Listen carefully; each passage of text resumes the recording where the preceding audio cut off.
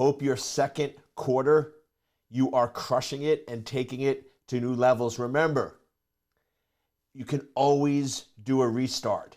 You can always do a pivot. But the reality is, the clearer you are on what you want to do with your life and your career, the more powerful you become. Welcome to Life of a CISO. I'm Dr. Eric Cole, your host, and we'll be taking you on a journey each week on what it takes to be a CISO and what are solutions that you can implement today if you are currently a Chief Information Security Officer or if you want to be one in the future. This is Life of a CISO.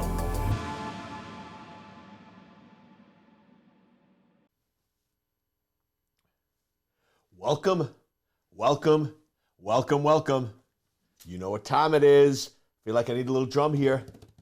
It's time for Life of a CISO with yours truly. Dr. E is in the house. Hope you are doing awesome. Hope your second quarter, you are crushing it and taking it to new levels. Remember, you can always do a restart. You can always do a pivot. But the reality is, the clearer you are on what you want to do with your life and your career, the more powerful you become. And just sort of my quick little motivation before we jump into today's CISO topic. But I'm finding that a lot of people, when you start getting around April, May, and June, they sort of start getting in a little bit of a rut. I hear things like, Eric, I feel a little stuck. I feel a little numb. I'm not really sure what to do. And the reality is this. When a new year starts, there's a lot of energy, there's a lot of excitement, there's a lot of new goals, there's a lot of new resets.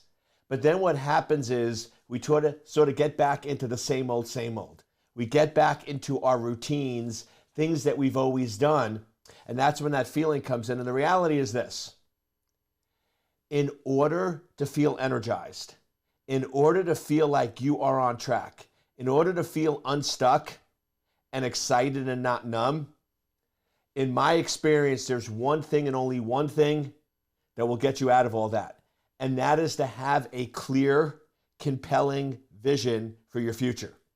If you wake up and you have a vision that in 3, 6, 9, or 12 months, you're going to do X, and it excites you and it lights you on fire, those feelings go away because you have a purpose, you have a reason, you have a passion. But what happens is when you lose sight of that vision and every day seems like Groundhog Day and every day is the same old, and it doesn't seem like if you keep doing this for a year or 2 years or 5 years, you're not really going to make any massive progress. You're going to basically be just treading water and continuing what you're doing. When your subconscious feels that way, when it feels like, hey, we're sort of plateaued here and we're going to stay plateaued and we're not doing anything different or unique, we're not pivoting, we're not clear, we're not focused, we don't have that vision, that's when those feelings of stuck, numbness, and everything else comes in. So if you're one of those people that you're on fire, amazing, this is a good reminder. For several of you, I've heard this a lot on my coaching calls where, hey, I'm just starting to feel that way. It happens April, May every year. Just step back and create a blueprint for your life. Step back and say, what is the vision I want? What is the vision I want for my life? Where do I want to be second quarter, third quarter, fourth quarter? And start getting excited, because when you have a vision, the passion and excitement comes and then all those feelings go away. Plus, you're driven, and driven people are very, very scary. So what I want to do, now that we've got a little motivation underway, what I want to do on this episode is I've noticed with my coaching clients that sometimes this happens where we sometimes sort of lose sight of what we're really doing. We lose sight of the basics and we try to focus on such advanced things that the core foundational things are not getting done. And the analogy I give is I remember hearing a story about a basketball coach. And he took over this very, very talented team. And this team, they were amazing. Like, they were going in and doing three-pointers and shots from midfield, and they're doing behind the back dunks and everything. And he's just amazed of how talented they were. But he noticed something. During games, when they got fouled and they had free throws, they were missing most of them. When they stole the ball from an opponent and they had an open net, basically just a down the court, simple layup, easy 2 points, they were missing it. And what he realized is they were so focused on all the advanced high-tech skills that you see the pros do, that they never mastered the basics. They never learned the foundation.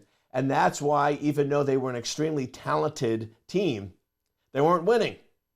Because great shots are awesome, but you need to get the basics down. If you're missing every free throw, if you're missing basic layups, you're not going to win games. So he went back, and all he had him do for several months was the basics.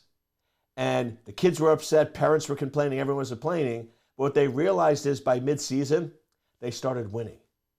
And they started winning. And all of a sudden, they realized what he did. You got to get the foundations down before you do the advanced. And I bring that up because I'm noticing with several of the clients I'm working with now on CISO, they're trying to go in and do all these events. Hey, Eric, we're trying to launch a brand new AI initiative within the organization, and we're going in and we're doing all these advanced correlation techniques and all these new advanced charts and this and that. But some of the basics of, well, what is your risk posture? What are the top risks to the organization? Are the executives aware of what the exposures are? Do they know what the key threats are? Do they know how to make basic decisions around security? Are not there. So they're doing all these advanced programmatics, but because the core foundational pieces are missing, they're still getting breached, they're still getting compromised, and the organization executive team is getting frustrated. So as you know, with many of these episodes, they're based on feedback from you. So if you have feedback or topics you want me to cover, post them below. I hear you, I got you, I'm on top of you. Or we can go in and I sometimes just get revelations, and other times it's based on themes that I see from my coaching clients. So this one is Cyber 101, and it's really based on what I'm hearing from our clients. So let's just go back and revisit for a second. What is cybersecurity? I know those that have been with me for a while, hopefully you're like, I got this, dude. I got this. Let me get this one. And you know it. But some of you that are newer, let me ask you that question I ask everyone. What is cybersecurity? And I know it's a weird question, and for many people it's sort of like, what is the color blue? Like how, if somebody came up to you and said, what is the color blue? How would you describe it? Right? You know when you see it, but you really don't have a good definition for it. The reality though is, in order to be good at anything, you have to be able to define it. You have to be able to put structure around it. So first and foremost, you and all your executives should agree on the definition of cybersecurity, which is understanding, managing, and mitigating risk of your critical assets being disclosed, altered, or denied access. That is your job, which means there's three pieces. There's risk, there's critical assets, and there's confidentiality, integrity, availability. And I know I said a little different because confidentiality is prevent, detect, deter the unauthorized disclosure of information. Integrity is prevent, detect, deter the unauthorized alteration of information. And availability is prevent, detect, deter the unauthorized denial of access to information. So when I said cybersecurity is all about understanding, managing, and mitigating risk to your critical assets from them being disclosed, altered, or denied access, that last part is really that CIA confidentiality, integrity, availability triad. So now, what does this mean to you? First, I'll start in the middle. Do you have a list of critical assets for your organization? Do you have a list of critical business processes in priority order? And the reality is, if you don't, then there's many things that come up. First, if you don't have a list of critical assets, if you don't know what is critical and what is important to your organization, my first question is, how do you put together a budget? How do you know what to spend if you don't know what's important? Because I don't know about you, but I'm going to spend more money on protecting and securing critical assets than I am on protecting and securing non-critical assets. So if you don't have a list of critical assets in priority order, how are you able to go in and even assess your budget? And then that ties into, how do you know what to focus on?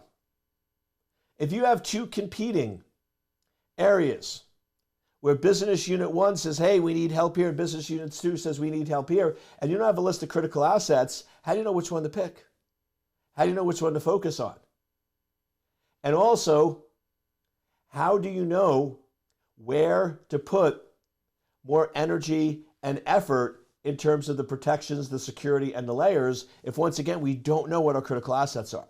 So this is Cyber 101, the most foundational basic, but I'll tell you, don't worry. This is the one area that many organizations don't have, they skip. And it's what gets them into the most trouble. It's the reason why you see organizations have a $10 million cybersecurity budget. They have 40 people on the security team, and they still get hit with ransomware. They're still getting their data stolen. They're still getting compromises where they have 100 million records stolen.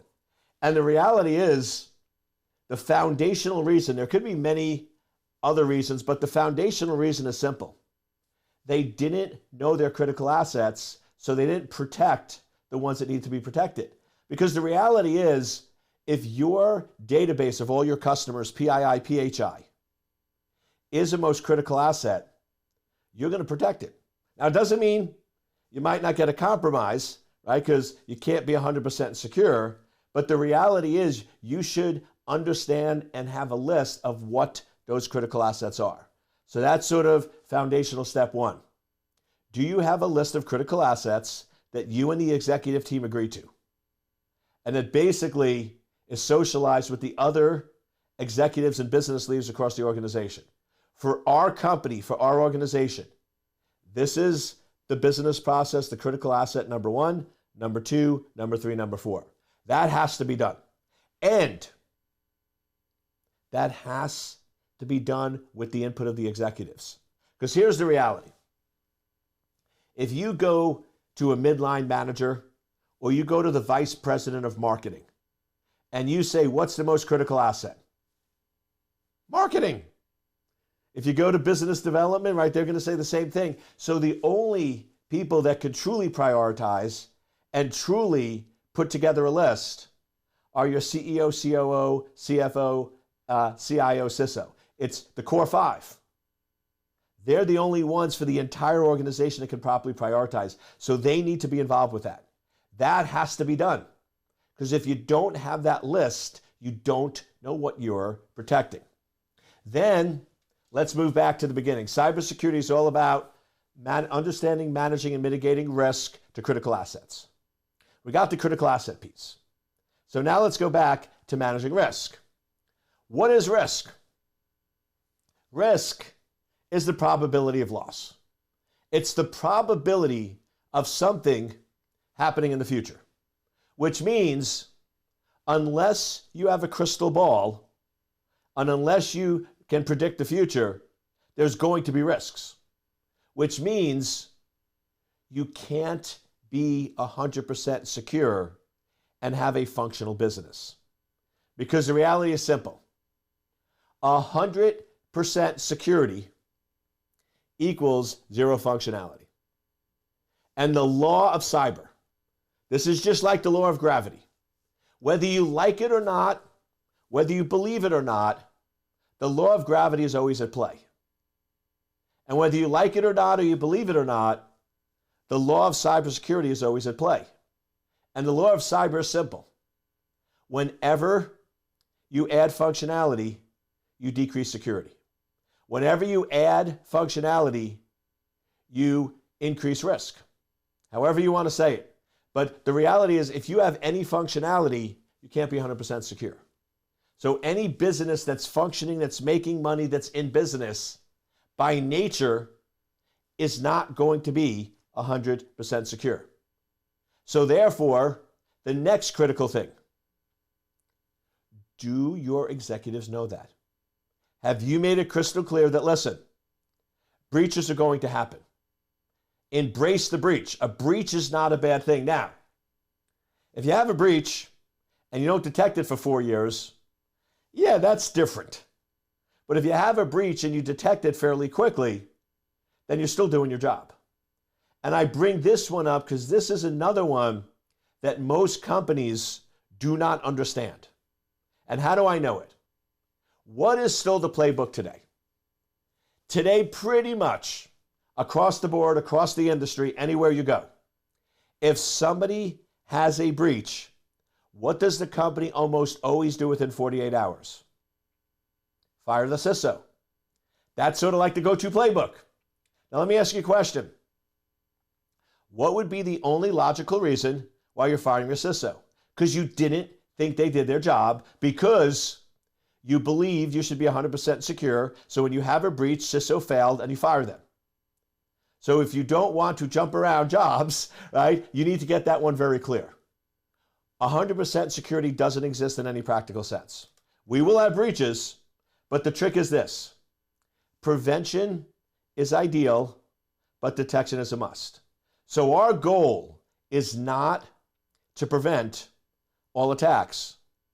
It's our goal and objective is to detect attacks in a timely manner to minimize damage. That's our overall goal. And I know at first, when I say this to folks, they're like, you're really going to do that, say that to an executive? You're going to be like, no matter what we do, no matter what we put in place, we're not going to be 100% secure. And I'm like, yeah, because it's right. And here's an analogy to help you. Is there anybody that's 100% healthy? Is there anybody that is the perfect specimen of a human, 100% healthy, never gets sick, lives forever? Of course not. Now, yes, we do try to eat healthy, take vitamins, do things to stay healthy. So we do try to prevent from getting sick. But the reality is we all know that everybody at some point will get sick. But what's our goal? To minimize the frequency and the impact. So if you're getting sick every month and you're in the hospital, yes, somebody might say you're unhealthy. But if you get sick once every couple of years and it's just minor, you can still work, you just have to maybe take a little more vitamins and get a little more sleep, then you're still considered very, very healthy. So that's the same approach. Is cybersecurity is just like health.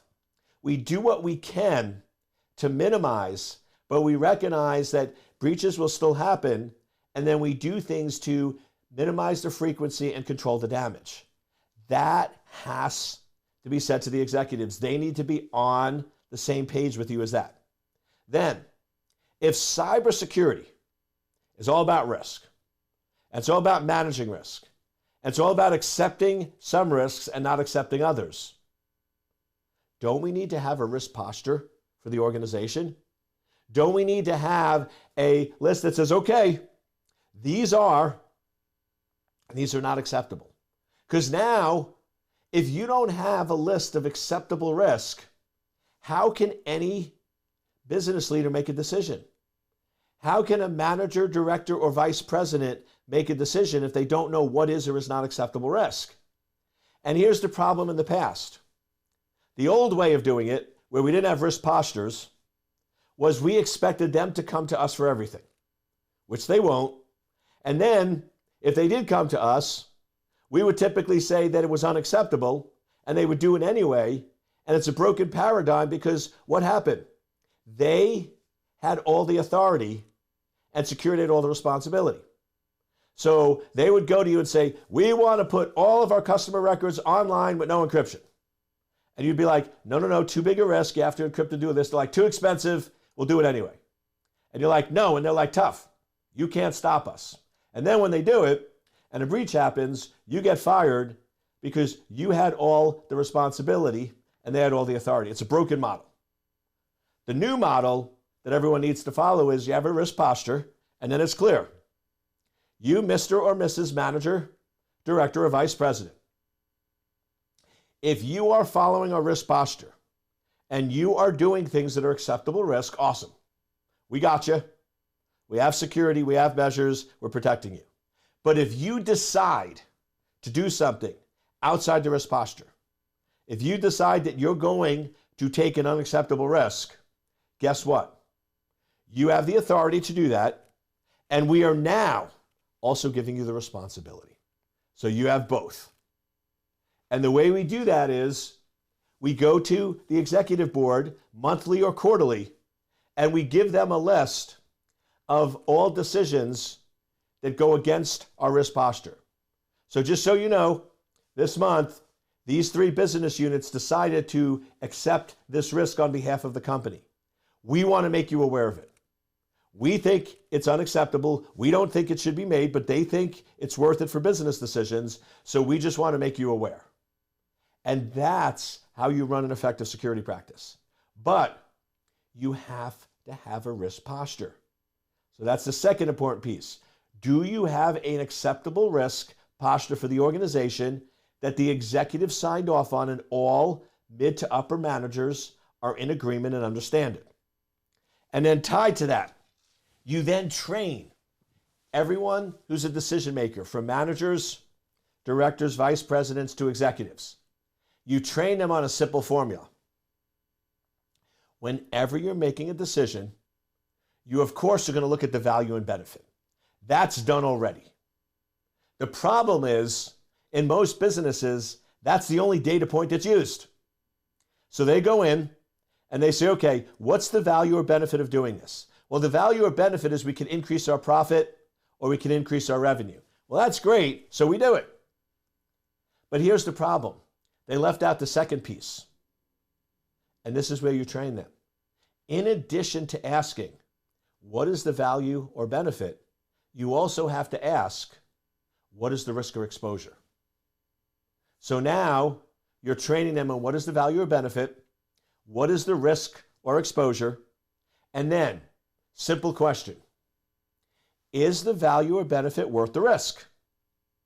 If the value or benefit is worth the risk to the organization, then you take it, realizing that if it's above the risk posture, you're going to have to explain.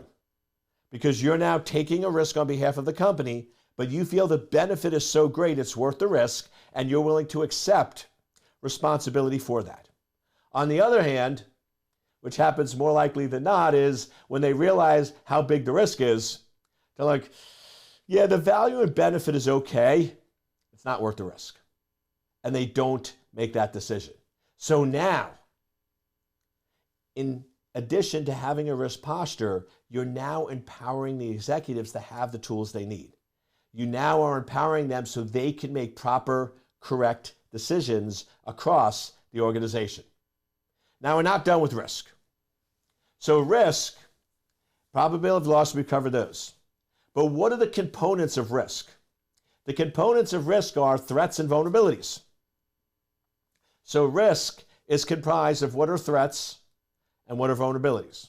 Threats are things that can cause harm to the organization.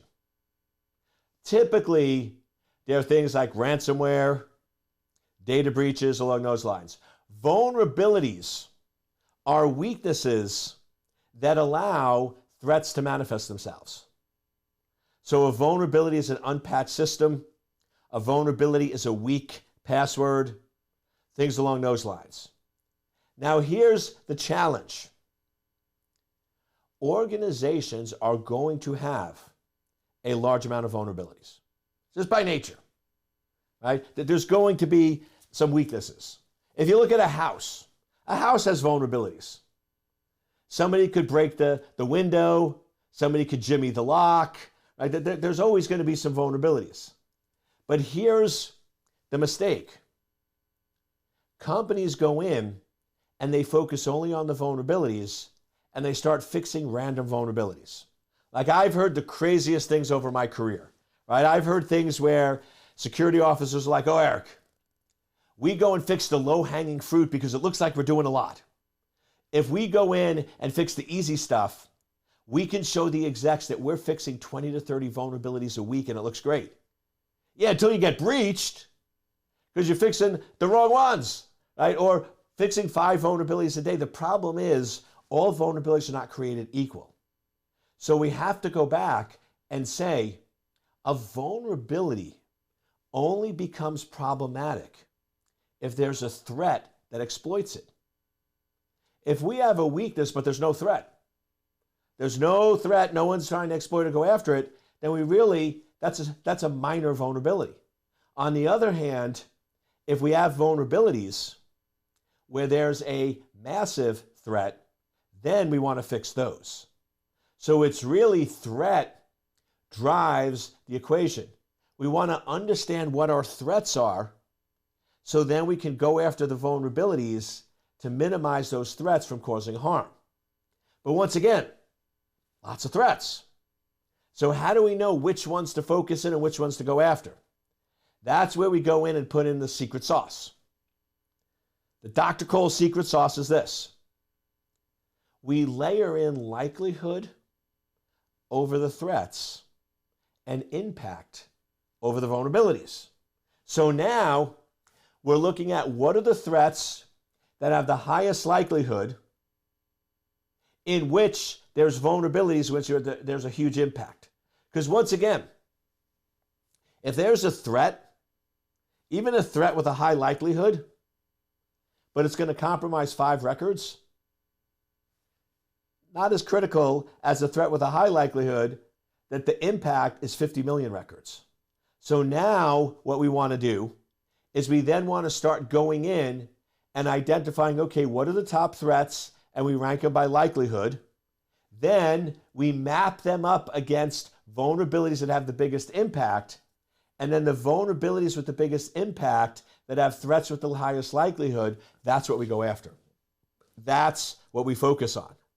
And then the last piece of the equation is how do we present this all to executives? Because I've seen this time and time again where people like Eric, our executives don't care about cyber. They're not really listening to us. They don't really pay attention. I brief the board, but no one's engaged and nobody asks questions. And I'm getting so good at this, I can predict the problem. I look at them and say, why are you using a slide deck of over 30 slides? And they're like, what? I'm like, if you're telling me that your board is unresponsive, you present to them, they don't listen, they don't pay attention, I am almost guaranteeing that you are going in with a 40 or 50 slide deck. And they're like, yeah, how'd you know?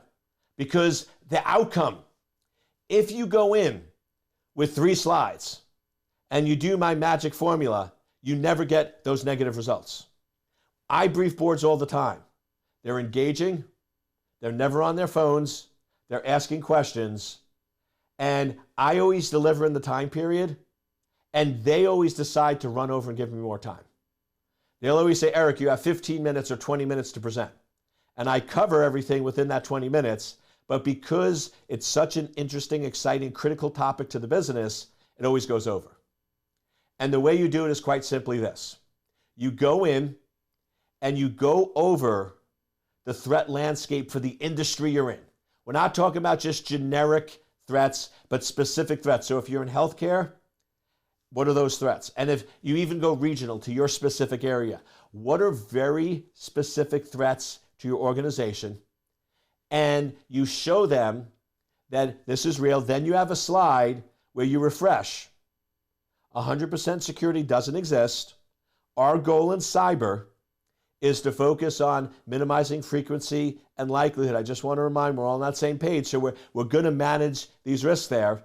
And then the third slide is my special formula 4-column risk matrix, where you basically present 4 things. What could happen? What is the likelihood of it happening? What is the cost if it happens, and what the cost if it occurs? Now, here's the trick. You only present those risks that have a real return on investment. For example, if there's a risk out there that has a 10% chance of occurring, probably not going to cover it.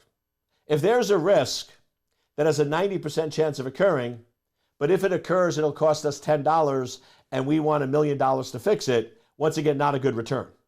What I want to focus on is the risk where there's a high likelihood.